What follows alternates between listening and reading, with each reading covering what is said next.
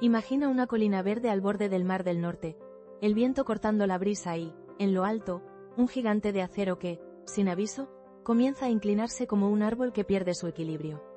Esa imagen, tan cinematográfica como improbable, no pertenece a una película, sino a un vídeo real que llegó desde Krummhorn, en Frisia Oriental, Alemania.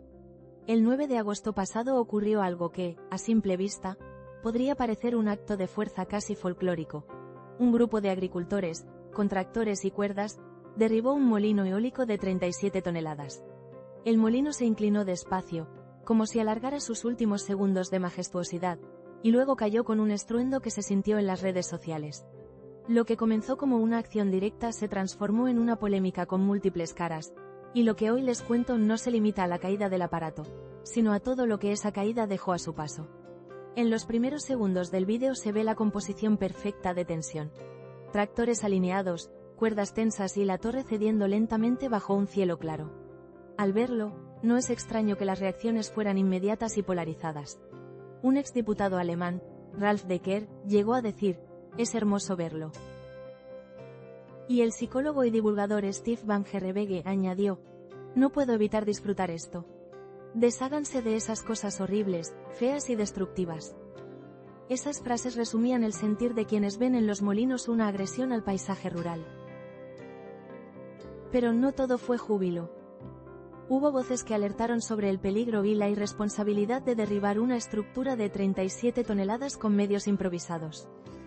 Desde una asociación ecologista local se criticó duramente la acción, recordando que no se trata de un acto de valentía, sino de pura temeridad, y advirtieron que aquello podría haber costado vidas humanas. El portavoz llegó a asegurar que si cada persona actuara así, viviríamos en la anarquía absoluta. El dueño del terreno salió a decir que contaba con un permiso para demoler el aerogenerador y que, antes de la operación, se habían retirado los componentes peligrosos y los líquidos para evitar contaminación.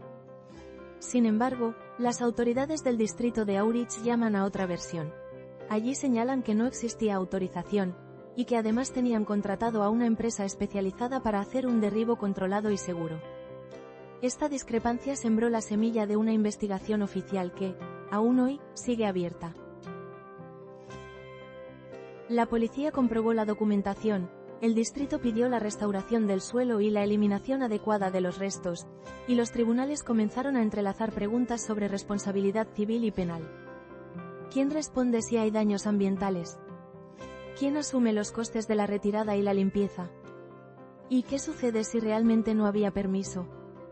Todas esas preguntas conviven ahora en un expediente en curso. Más allá de la legalidad, hay un conflicto profundamente humano. Muchos agricultores aseguran sentirse ignorados en los procesos de instalación de infraestructuras energéticas en sus tierras. Denuncian falta de diálogo, imposiciones y decisiones tomadas sin tener en cuenta el impacto sobre su medio de vida. Desde esa perspectiva, la caída del molino se interpreta casi como un acto simbólico, un grito de frustración de quienes ven su paisaje y su futuro transformados sin participar en las decisiones. En el otro extremo están las compañías energéticas, que alegan optimización de costes y plazos, y en ocasiones priorizan rapidez para cumplir objetivos de transición energética. Es un choque entre modelos. Por un lado, la urgencia de acelerar la descarbonización. Por otro, la necesidad de proteger comunidades y paisajes rurales. Y entre ambos frentes, la sociedad pregunta cómo hacer la transición de forma justa. Para entender mejor este choque vale la pena mirar fuera de Alemania. En países como España, Francia o Dinamarca, la llegada de parques eólicos también ha generado tensiones. Pero hay soluciones que han funcionado para rebajar la confrontación. Modelos de propiedad compartida, participación directa de la comunidad en los beneficios y procesos de consulta real. En Dinamarca, por ejemplo, algunos parques funcionan bajo esquemas en los que los vecinos pueden invertir y recibir dividendos, y eso cambia radicalmente la relación entre infraestructura y comunidad. Como en toda gran transformación, la clave suele estar en el equilibrio entre la técnica y lo humano. Las compañías necesitan planificar y ejecutar, pero también abrir espacios de diálogo y compartir beneficios. Las comunidades rurales reclaman respeto por su entorno y compensaciones reales cuando se instalan infraestructuras en sus tierras. Cuando esos elementos se combinan, la energía eólica puede pasar de ser un foco de conflicto a un motor de cohesión social. Volviendo al vídeo que provocó todo, la viralización fue instantánea. TikTok, Twitter, Facebook y grupos locales se llenaron de opiniones, imágenes y teorías. Algunos celebraban la caída casi como una liberación del paisaje, otros enmudecían ante el riesgo de la maniobra. Y en medio, los hechos. Piezas de acero en el suelo, cableados, restos que alguien tendría que retirar y un proceso judicial que dictará responsabilidades. El debate público que surgió también puso sobre la mesa preguntas más amplias sobre la seguridad de las operaciones en el rural y la capacidad de las administraciones para garantizar procedimientos seguros. ¿Es aceptable que un particular actúe por su cuenta si él cree tener derecho sobre su terreno? ¿Dónde termina la legítima protesta y dónde empieza la ilegalidad que pone en riesgo a terceros?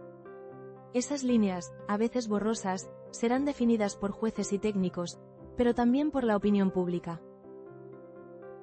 No podemos ignorar la dimensión medioambiental. Las autoridades locales aseguraron que, antes del derribo, se retiraron los líquidos y componentes peligrosos para evitar contaminación. Aún así, los técnicos han de revisar el estado del suelo, comprobar contaminantes y decidir las medidas de restauración necesarias. La responsabilidad ambiental no se resuelve con un gesto simbólico, exige protocolos y profesionales. Mientras tanto, en la esfera política, la historia también dejó frases para la reflexión. Para unos, la caída fue la expresión de un hartazgo acumulado. Para otros, la prueba palpable de que la protesta necesita cauces legales y seguros. Y en medio, la ciudadanía observa y valora. Apoyar a los agricultores o exigir respeto por la ley y la seguridad. En muchos casos, la respuesta dependerá de cómo se aborden las siguientes etapas del conflicto. Si ampliamos la mirada, la energía eólica sigue siendo un pilar de la transición hacia fuentes limpias. En España, por ejemplo, la generación eólica en 2024 alcanzó los 60.921 gigavatios-hora, una cifra impresionante aunque supuso un descenso del 2,8% respecto al año anterior. En noviembre se registró la mayor reducción de producción, con un valor un 30,8% inferior al mismo mes de 2023. Sin embargo, en los meses de febrero, junio, julio y septiembre la generación eólica nacional fue superior a la del 2023, y además fueron las producciones mensuales más elevadas hasta la fecha para cada uno de esos meses, excepto en julio.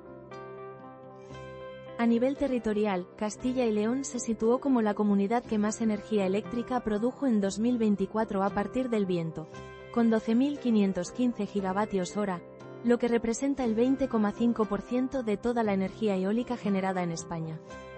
Aragón fue la segunda en producción con 11.458 gigavatios-hora, el 18,8%, y además lidera en proporción de energía eólica dentro de su mix energético con un 52,3%. Navarra destaca por su elevada proporción de generación eólica en su mix, alcanzando un 50,5% en 2024, frente al 41,0% en 2023. Esos datos muestran dos cosas a la vez. Por un lado, el potencial enorme del viento como fuente de electricidad. Por otro, la complejidad de integrar esa potencia en territorios con identidades y economías propias. La energía que llega a los hogares no solo tiene un impacto técnico, sino también social y paisajístico. Y cuando ese impacto no se gestiona con sensibilidad, las tensiones afloran. Volvamos ahora al caso puntual de Krummhorn y miremos hacia adelante. El proceso judicial seguirá su curso y, probablemente, tardará en cerrarse. Las órdenes de restauración, las investigaciones policiales y las posibles sanciones administrativas marcarán los próximos meses. Pero lo más importante es el debate que la caída evocó. Cómo construir transiciones justas, cómo escuchar a quienes viven en el territorio y cómo evitar que la frustración acumule acciones peligrosas. Si hay una lección clara que deja esta historia es que las soluciones técnicas sin impactos sociales pueden generar reacciones inesperadas. Derribar un molino con tractores no resuelve el problema de fondo, aunque dramatis la protesta. Y a la vez, imponer proyectos sin diálogo no es la forma más eficaz de avanzar hacia un futuro descarbonizado. El desafío es combinar la urgencia climática con la justicia territorial. Hay caminos posibles: participación financiera de los vecinos, beneficios compartidos, consultas reales y procesos de planificación en los que la voz del rural no sea decorativa. También protocolos de seguridad estrictos para cualquier desmontaje, y espacios neutrales de mediación cuando las tensiones escalen. Porque, al final, conviene recordar que la transición energética tiene que ser colectiva si queremos que sea duradera. La imagen del molino cayendo quedará en Internet como un símbolo contradictorio. Para algunos, un acto de resistencia; para otros, un peligro que nunca debió haberse producido. Lo que hoy nos deja el acontecimiento es mucho más que el ruido de una caída. Es una llamada a repensar cómo hacemos las cosas cuando lo que está en juego no es solo el paisaje, sino la convivencia y el futuro de comunidades enteras. Y mientras esperamos a que la justicia zanje responsabilidades y a que los técnicos completen la restauración, conviene preguntarse qué modelo de transición queremos. Uno impuesto desde arriba, con el riesgo de generar fracturas, o uno construido desde abajo, con participación y reparto de beneficios. Esa elección determinará si historias como la de Krummhorn permanecen como episodios aislados o se convierten en un impulso para cambiar la forma en que hacemos las cosas. Para terminar, imaginen de nuevo aquella colina, ahora vacía, con la base del molino convertida en un montón de chatarra y con el viento que sigue soplando imperturbable. Ese paisaje podría ser el comienzo de una nueva conversación, o la prueba de que no supimos escuchar a tiempo. La decisión, como casi siempre, depende de las personas que están dispuestas a dialogar y a diseñar soluciones inteligentes.